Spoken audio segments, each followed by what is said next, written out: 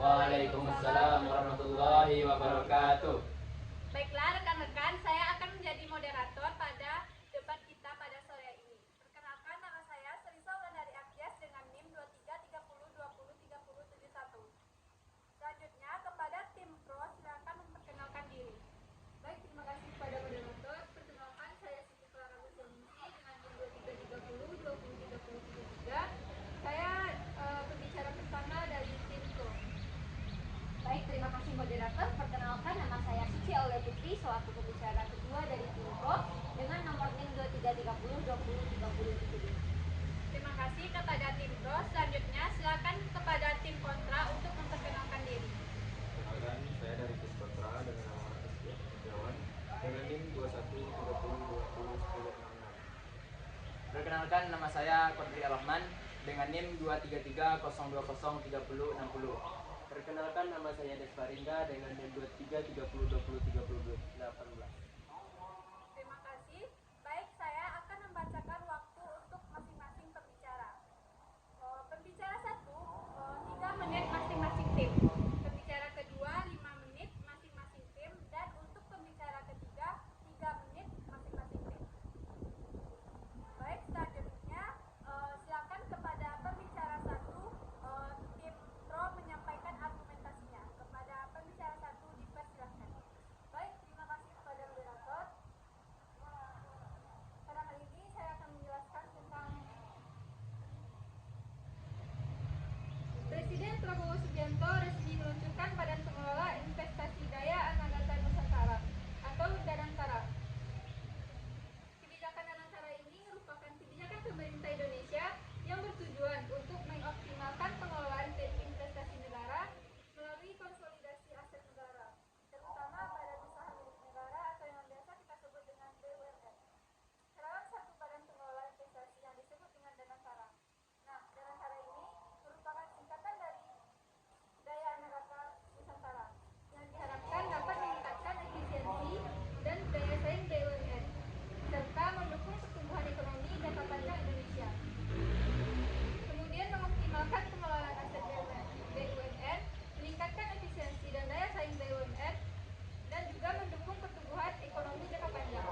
Nah, Danantara akan mengumpulkan dana dari BUMN ini dan investor, lalu menginvestasikannya ke dalam proyek-proyek strategis.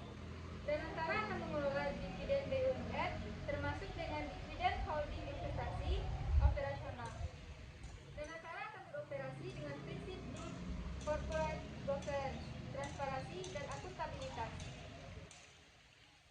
Nah, peluncuran Danantara di Indonesia hari ini memiliki arti yang sangat penting karena Danantara Indonesia bukan sekedar badan pengelola investasi, melainkan harus menjadi instrumen pembangunan nasional yang akan mengoptimalkan. Nah, tidak hanya sebuah dana investasi, Presiden mengatakan bahwa pengelolaan Danantara diharapkan dapat mengubah cara pengelolaan kekayaan bangsa demi kesejahteraan rakyat. Menurut Presiden Prabowo Subianto, pemerintah telah membuktikan komitmennya dengan disiplin dan tata keuangan yang bertanggung jawab. Kita telah membuktikan komitmen dalam mengelola kekayaan negara dengan disiplin keuangan yang ketat dan tata kelola yang bertanggung jawab dalam 100 hari pertama pemerintah yang saya pimpin. Kami berhasil mengamankan lebih dari 300 triliun rupiah, hampir 20 miliar dolar dalam bentuk tabungan negara. Dana tersebut kemudian akan dikelola Danantara dan diinvestasikan dalam proyek nasional industrialisasi dan hilirisasi. Kemudian, Presiden Prabowo Subianto meyakini proyek-proyek tersebut memberikan dampak dalam menciptakan nilai tambah yang signifikan untuk negara Indonesia. Nah, secara sederhana bisa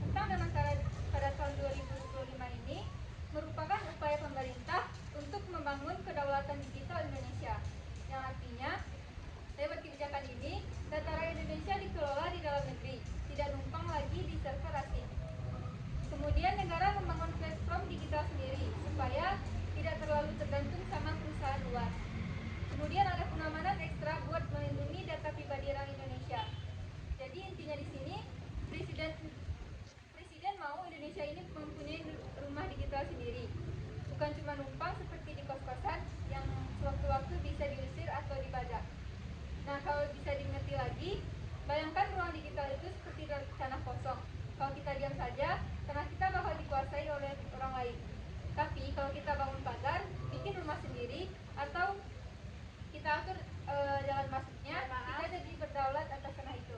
Mohon maaf pembicara pertama, waktu Anda sudah habis. Terima kasih moderator.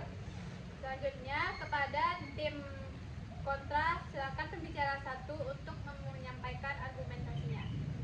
Dipersilakan. Baik, seperti yang sama Mbak ketahui, saat ini adalah yang pertama itu Badan Pengelola Investasi Negara. Yang pertama sektor industri maupun realisasi. Begitupun juga globalisasi secara digital. Nah, menurut saya ini kurang efektif karena ada beberapa aspek yang sangat merugikan masyarakat kecil, terutama bagi karyawan-karyawan industri. Salah satunya ketika era digitalisasi global ini meluas, terjadi atau masyarakat sudah mengenal yang namanya blockchain atau kripto. Sedangkan kripto ini di dalam agama Islam sangat tidak jelas hukumnya yang pertama, kemudian prosesnya sangat-sangat tidak memungkinkan untuk transaksi. Kemudian banyak spekulasi yang mengatakan bahwa hukum kripto ini haram, kemudian ada yang mengatakan syubhat dan ada yang mengatakan boleh. Jadi menurut saya masih banyak aspek-aspek atau program-program lain yang harus kita dahulukan. Kembali lagi kita ke aspek-aspek yang di program pemerintah pada saat ini. Yang pertama, kita membicarakan era digitalisasi global. Dari sektor industri kita melihat banyak terjadi PHK karena kenaikan PPN secara drastis. Kemudian terjadinya pengurangan APBN, kemudian tidak terkontrolnya pengelolaan negara walaupun terjadinya pengurangan APBN. Kemudian jika kita lihat dari sisi pemerintahan, banyak sekali pemerintah yang menyalahgunakan program ini. Pengurangan APBN menjadikan landasan untuk korupsi, kemudian tidak terjalankannya program-program secara meluas di dalam jabatannya. Jadi menurut saya program ini sangat tidak efektif di era sekarang karena kita melihat dari aspek-aspek SDM kita bahwa sejatinya masyarakat kita belum siap untuk menerima di era globalisasi secara digital ini. Jadi saya beranggapan sangat menolak dengan apa yang Tim Pro katakan. Saya sangat menolak. Kemudian saya kembalikan kepada moderator. Baik, terima kasih. Pembicara pertama dari tim kontra menghabiskan waktu 2 menit 23 detik. Baik, selanjutnya pembicara kedua dari tim pro, dipersilahkan. Baik, terima kasih moderator dan sebelumnya saudaraku. Sekarang mosi perdebatan kita pada sore hari ini adalah mengenai keputusan Presiden tentang Danantara, yaitu keputusan Presiden Danantara tahun 2025. Nah, di sini kami sebagai statement kami tetap pada statement kami yaitu tim pro yang dimana kami sangat-sangat amat setuju mengenai mosi perdebatan. Mohon maaf, saudaraku. Saya ulangi. Mohon maaf, saudaraku. Saya ulangi. Di sini kami sangat-sangat setuju mengenai mosi perdebatan kita pada sore hari ini, yaitu mengenai keputusan Presiden Danantara. Karena mengapa? Mari kita jelaskan lagi benar apa yang saudara rekan berpikir saya katakan tadi dari tim pro pembicara pertama, dan saya akan menguatkannya lagi.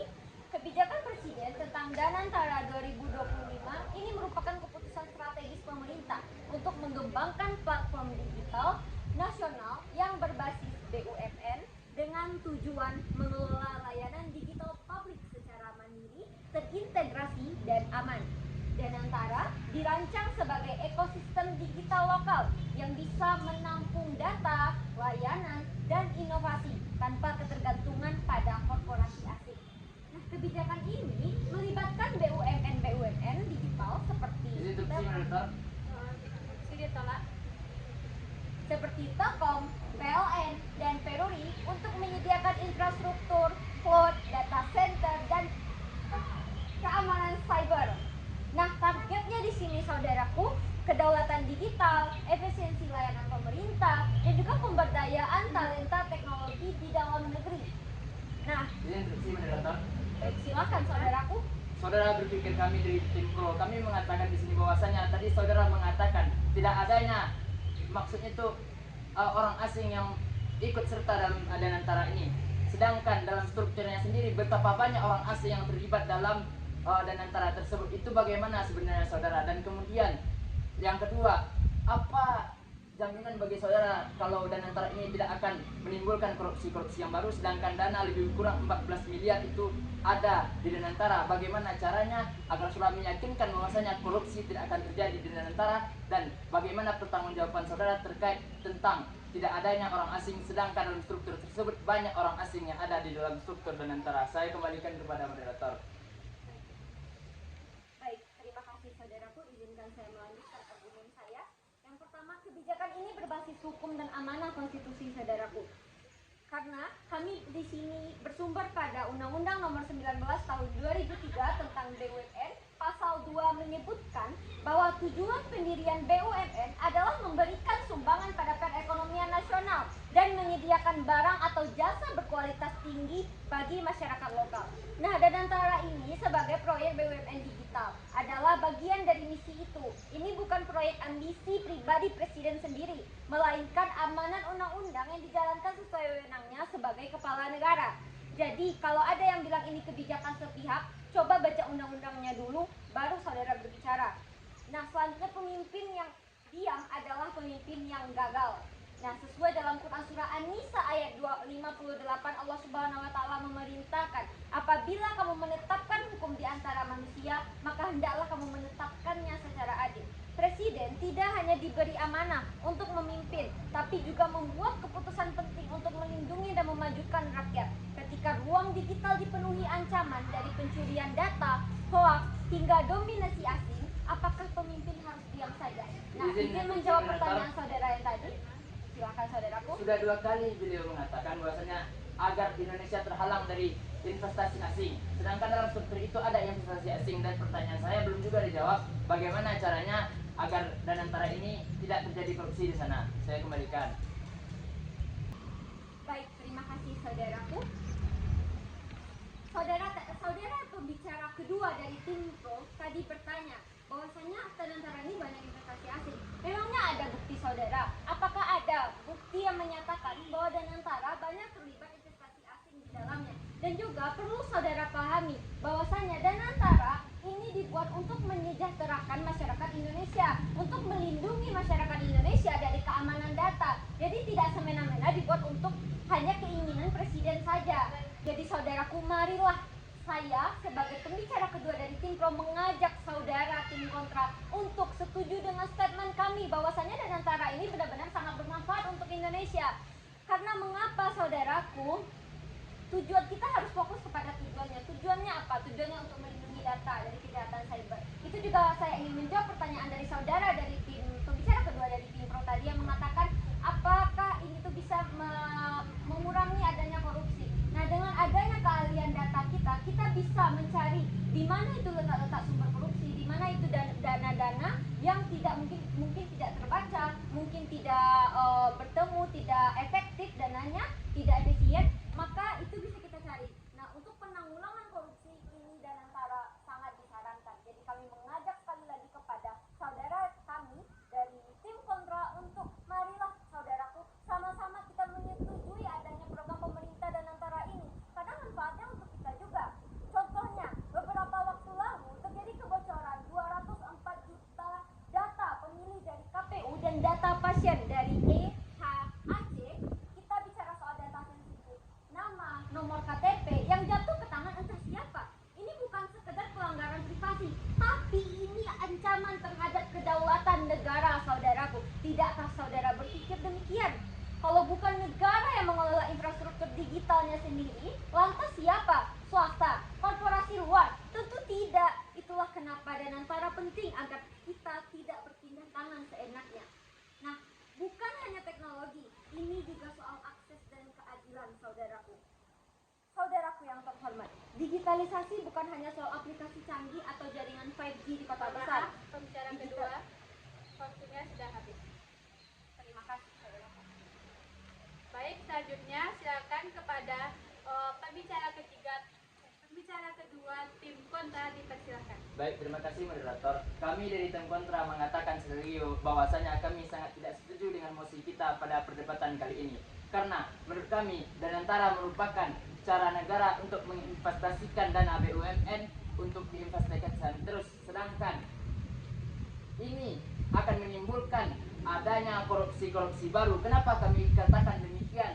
Karena investasi di Danantara, kita lihat strukturnya saja. Siapa badan pengawas di sana? Badan pengawas adalah Mulyaman yang merupakan mantan dari koruptor. Dia ada di sana. Kemudian saudara dari tim pro mengatakan tadi bahwasanya Danantara ini bertujuan untuk menghindari investor-investor asing. Sedangkan di dalam strukturnya sendiri betapa banyak investor-investor asing yang ada di dalam struktur Danantara tersebut. Kemudian fakta hukum di Indonesia bahwasanya koruptor belum bisa untuk dihilangkan. Dengan adanya Danantara mengelola dana sebanyak itu 14 miliar, jangan sampai yang namanya drama kapal Titanic terjadi di Indonesia. Kapal Titanic didirikan untuk banyaknya. Instruksi diterima. Baik, izin saudaraku, apakah saudara tidak berpedoman kepada Undang-Undang tahun 1945 pasal 28G yang mana disebutkan setiap orang berhak atas perlindungan diri pribadi, keluarga, kehormatan, martabat, dan hak miliknya? Apakah saudara tidak memikirkan bagaimana nasib manusia, bagaimana hak asasi manusia itu bisa tercipta? Bagaimana mungkin kita bicara soal perlindungan hak asasi manusia kalau data rakyat saja bebas diperdagangkan, saudaraku? Inilah mengapa Danantara sangat penting. Lagi, saya ingin bertanya kepada saudaraku yang dari tim kontra, mau sampai kapan data pribadi rakyat Indonesia ini jadi komoditas murah di pasar gelap internasional? Dan apakah ada jaminan mengapa tim kontra tidak setuju dengan mosi pada perdebatan kali ini? Apakah tim kontra tidak mungkin tim kontra tidak terlalu memperjuangkan yang namanya hak asasi manusia? Sekian, saya kembalikan. Terima kasih, saya akan menjawab moderator. Bagaimana ini moderator? Kembali kita ingatkan, tadi pembicara pertama mengatakan BPI Danantara itu adalah badan pengelola investasi. Badan pengelola investasi itu adalah keuangan, yang mana keuangan BUMN diberikan kepada Danantara untuk dikelola, sedangkan yang mengelola itu adalah orang-orang asing. Maka di sini sesuai dengan undang-undang saudara tadi, dengan adanya Danantara itu berpeluang untuk menghilangkan HAM di Indonesia ini, karena uang rakyat yang dipertaruhkan kepada negara. Katanya negara bekerja untuk rakyat, tetapi rakyat yang dipertaruhkan untuk negara. Saudaraku, izin sebelumnya saudaraku, sepertinya saudara di sini tidak memerhatikan apa dampak positif dari Danantara ini. Kenapa? Kita harus fokus kepada tujuan. Tujuan Danantara ini untuk apa? Untuk mengamankan data, untuk mengamankan data pribadi setiap individu. Dan juga, apakah saudara memiliki bukti nyata, bukti konkret? Apakah saudaraku dari tim kontra memiliki data yang efisien? Jika memang benar Danantara itu dikuasai oleh orang-orang asing, apa buktinya saudaraku? Sekian, saya kembalikan. Baik, saya akan menjawab moderator. Bahwasanya seperti yang dikatakan oleh tim pro tadi, bahwasanya bagaimana saudara menjamin dengan adanya bukti-bukti koruptor? Apakah saudara tidak membaca struktur yang ada di dalam Danantara tersebut? Yang pertama saya katakan tadi, badan pengawasnya itu adalah koruptor, Mulyaman namanya. Yang kedua, ada yang di sana badan pengelola investasi yang berasal dari Perdana Menteri Thailand, yang mana Perdana Menteri Thailand itu ada di dalam Danantara, dalam struktur Danantara. Sedangkan ketika dia di Thailand, dia memiliki kasus-kasus korupsi yang banyak, bahkan ia menjadi buronan. Apakah orang yang seperti itu kita percayakan untuk mengelola dana kita? Bagaimana ini slogan Prabowo yang mengatakan bekerja untuk rakyat? Kenapa? Dengan adanya Danantara sama saja uang rakyat yang dipertaruhkan untuk negara. Kemudian selain itu, kami tidak setuju dengan mosi kita pada perdebatan kali ini karena ada hal yang lebih penting seperti yang dikatakan oleh saudara saya tadi, pembicara pertama, bahwasanya SDM di Indonesia sangat kurang. Maka bagaimana caranya kita meningkatkan SDM dan mengurangi koruptor yang ada di Indonesia? Itu sudah cukup. Jangan memberi peluang lagi untuk para koruptor untuk melaksanakan aksi-aksinya, karena dengan adanya Danantara ini berpeluang untuk menghadirkan koruptor-koruptor baru, karena struktur yang ada di dalamnya saja merupakan mantan-mantan koruptor, apalagi yang lainnya. Tidak mungkin rasanya uang yang lebih kurang 14 miliar tersebut digunakan untuk rakyat. Kemudian kita lihat pengertian dari investasi. Investasi adalah bagaimana caranya kita mengelola uang tidak selalu untung dan tidak selalu rugi. Diterima. Saya izin bertanya kepada saudaraku dari tim kontra. Kalau kita tidak membangun Danantara ini, lalu terjadi kebocoran data masif yang merugikan jutaan orang. Berapa besar kerugian yang harus kita tanggung, saudaraku? Saudara harus memikirkan bagaimana nasib-nasib kecil, nasib-nasib rakyat kecil. Sekian, saya kembalikan. Saudara, kami dari tim Pro mengatakan saudara harus memperhatikan nasib rakyat kecil. Dengan adanya Danantara, rakyat kecil itu dipertaruhkan karena betapa banyak kita membayar pajak ke negara, kemudian pajak itu diberikan ke BUMN, BUMN kemudian dimasukkan dana tersebut ke Danantara, kemudian dana itu dipertaruhkan. Dengan adanya Danantara ini rakyat kecil mempertaruhkan pajaknya untuk negara. Kemudian saya lanjutkan argumen saya ini. Kita perhatikan yang namanya pengertian investasi, ada untung dan ada rugi. Kemudian kita lihat ke Danantara. Jikalau Danantara ini memang betul-betul dana yang 14 miliar itu menguntungkan, apa yang membuat saudara meyakinkan bahwa dana tersebut pasti digunakan untuk kepentingan rakyat? Sedangkan sekali lagi saya ingatkan, di dalam struktur Danantara ini banyak yang namanya investor-investor asing, dan kemudian banyaknya mantan-mantan koruptor. Kemudian jikalau merugi, maka itu akan bisa menghasilkan dan mendatangkan yang namanya inflasi. Karena betapa banyak kerugian negara jikalau Danantara ini gagal. Kemudian saudara tadi menyebutkan kita fokus pada tujuan, sedangkan tujuan tersebut barulah angan-angan.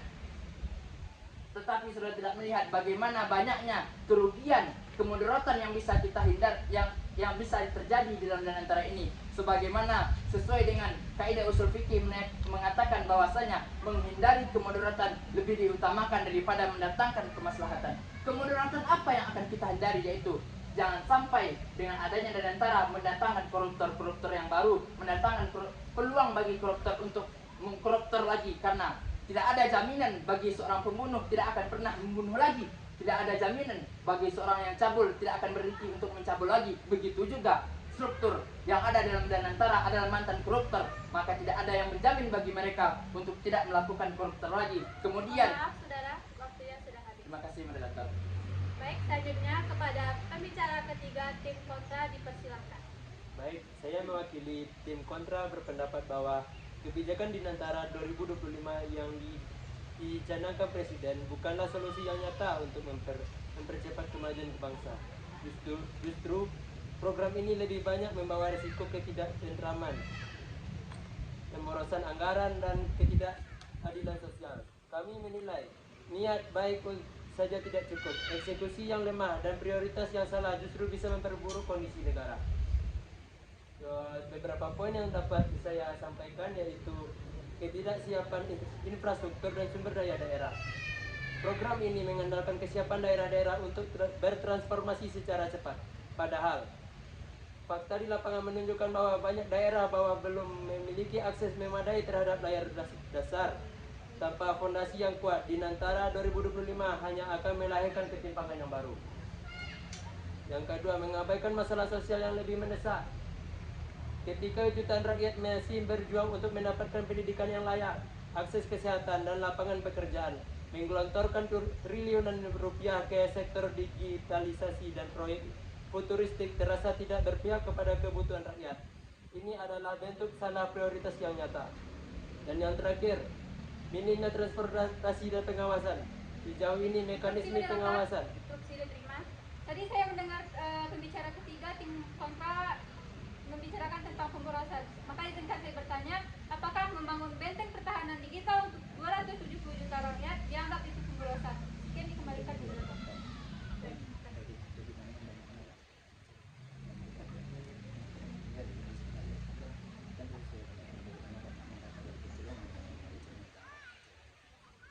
Izin menjawab moderator. Bukannya saya terdilah saya katakan bahwasanya banyaknya rakyat kita yang belum mampu untuk menjalankan kehidupan yang layak, sedangkan kita menjalankan program yang baru. Bukankah itu menjadi pemborosan dana untuk negara kita ini? Dan dana tersebut berasal dari dana rakyat. Mungkin itu yang dapat saya sampaikan. Dan selanjutnya, minimnya transparansi dan pengawasan. Seperti yang dinyatakan oleh rekan saya tadi, sejauh ini mekanisme pengawasan terhadap proyeksi Danantara 2025 belum jelas. tanpa sistem kontrol yang kuat, proyek ini rawan korupsi, pembengkakan biaya dan gagalnya sebagaimana banyak proyek ambisius sebelumnya. Saya kembalikan kepada moderator. Selanjutnya, closing statement dari tim Pro dipersilakan. Waktunya 3 menit. Terima kasih moderator serta rekan berpikir kami dari tim kontra. Marilah sama kami di sini sangat menguatkan mosi kita pada sore hari ini mengenai Presiden Danantara. Kami sangat menguatkannya bahwasanya kami sangat setuju dengan adanya proyek Danantara ini, saudaraku. Marilah sama-sama kita sebagai mahasiswa, marilah kita mendukung kebijakan pemerintah yang tujuannya untuk menyejahterakan rakyat, saudaraku. Karena mengapa? Kita semua bukan bicara soal Indonesia Emas 2024, soal generasi emas, soal kemandirian bangsa, tapi semua itu akan tetap jadi mimpi, saudaraku, kalau kita tidak mengamankan fondasinya hari ini di dunia nyata maupun di dunia maya. Terlebih lagi di tahun 2025, 2026, bahkan 2027, mungkin Indonesia bahkan dunia itu sudah dikuasai oleh global, sudah dikuasai oleh internet, saudaraku. Seperti saja kita sekarang saja sudah ada yang namanya AI, ChatGPT. Kalau kita saja sebagai negara tidak bisa mengamankan data pribadi kita sendiri, lantas bagaimana caranya kita mengamankan rakyat? Nah, untuk mendukung keputusan Presiden tentang Danantara 2025 ini bukan sekedar membela kebijakan, ini adalah membela hak rakyat, saudaraku, membela martabat bangsa, membela masa depan kita sendiri. Kalau kita ingin berdiri sejajar dengan bangsa besar-besar dunia, kalau kita ingin dunia digital Indonesia milik rakyat Indonesia, maka Danantara adalah jawabannya. Kita harus mampu bersaing di dunia digital pada era modern ini. Jika kita tidak mampu bersaing, maka kita akan tertinggal jauh, saudaraku, sangat jauh. Indonesia jauh dari yang namanya teknologi, saudaraku. Nah, saya akhiri dengan satu kalimat, negara yang kuat itu di dunia nyata adalah negara yang Kami di sini ingin menekankan sekali lagi bahwa kami tetap pada posisi kami tim Pro, bahwasanya kami sangat mendukung yang ada yang namanya proyek Danantara ini. Sekian, terima kasih. Baik, terima kasih. Selanjutnya kepada closing statement tim kontra dipersilakan. Baik, terima kasih moderator.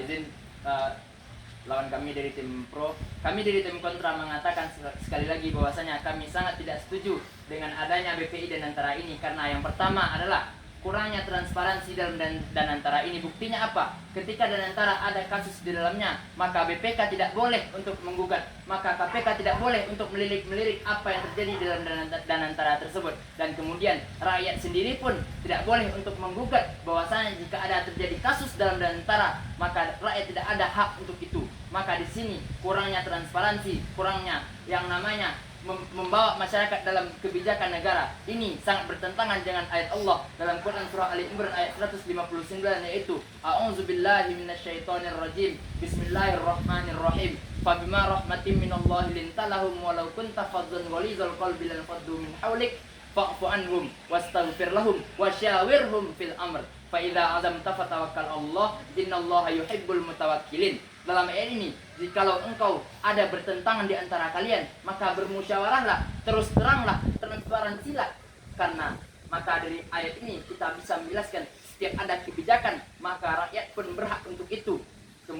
Namun sangat disayangkan dalam Danantara ini tidak ada hal seperti itu. Rakyat tidak boleh untuk menggugat. Kemudian peluang untuk korupsi sangatlah besar, karena dalam strukturnya saja banyak mantan-mantan korupsi. Maka siapa yang akan menjamin seorang pembunuh tidak akan pernah membunuh lagi? Siapa yang akan menjamin seorang pencabul tidak akan mencabuli lagi? Kemudian siapa yang akan menjamin seorang koruptor tidak akan pernah untuk melakukan koruptor lagi? Kemudian yang menyebabkan kami sangat tidak setuju dengan mosi perdebatan kita pada sore hari ini adalah, jikalau memang untung investasi tersebut, apa yang menjamin bahwa dana tersebut akan langsung diberikan ke negara untuk rakyat? Jikalau rugi, maka itu bisa mendatangkan yang namanya inflasi. Kemudian yang terakhir, bahwasanya kami tidak setuju dengan mosi perdebatan kita pada sore hari ini. Katanya bekerja untuk rakyat, namun kenapa dengan adanya Danantara ini uang rakyat dipertaruhkan untuk negara, uang rakyat dipertaruhkan untuk kepentingan negara. Mana dia slogan yang dikatakan bahwasanya oleh Presiden Prabowo bekerja untuk rakyat, namun dalam Danantara ini rakyat yang dipertaruhkan, uang rakyat yang dipertaruhkan untuk negara. Kemudian yang terakhir yang ingin saya katakan, Prabowo mengatakan bahwasanya kita tidak akan menggunakan investasi asing. Kita tidak akan perlu dengan antek-antek asing. Ketika Gerindra berulang tahun beliau mengatakan seperti itu. Akan tetapi hal tersebut tidak sama sekali bertentangan dengan Danantara ini, bahwasanya di dalam Danantara tersebut banyaknya orang-orang asing, banyaknya pengelola-pengelola yang berasal dari luar negeri, bahkan statusnya, latar belakangnya merupakan mantan koruptor, bahkan buronan ketika di negaranya. Maka sekali lagi kami katakan, Danantara kami tidak setuju dengan itu. Saya kembalikan. Baik, terima kasih. Baiklah, itu perdebatan kita pada hari ini. Saya sebagai moderator mengakhiri perdebatan pada hari ini. Assalamualaikum warahmatullahi wabarakatuh. Waalaikumsalam warahmatullahi wabarakatuh.